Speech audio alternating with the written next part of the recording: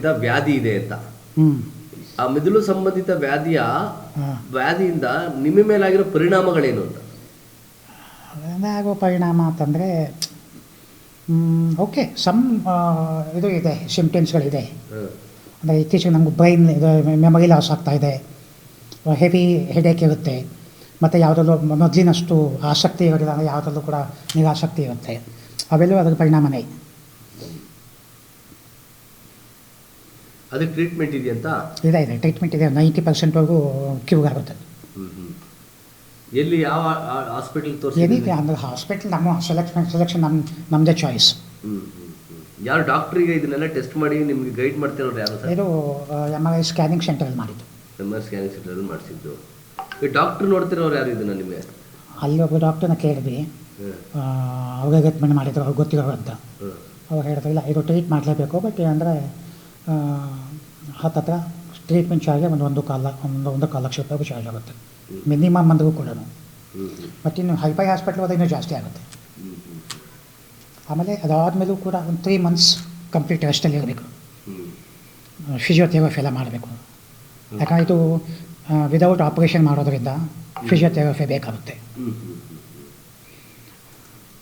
Without operation ಇದು? ಹಾಂ.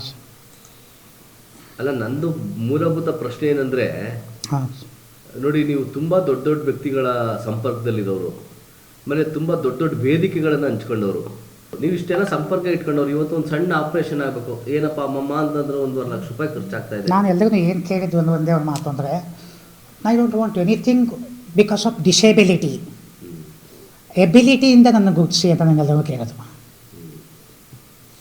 ಯಾಕಂದರೆ disability is opposite word, ability is positive word.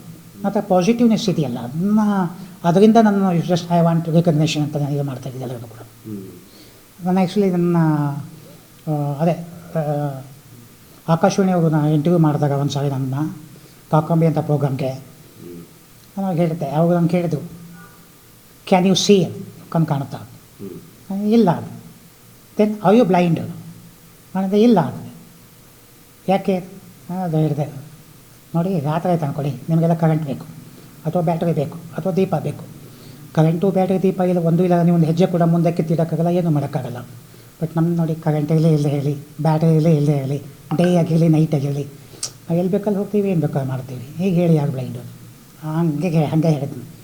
You can see only 8 hours, but we can see all 24 hours ಅಂತೇಳಿ.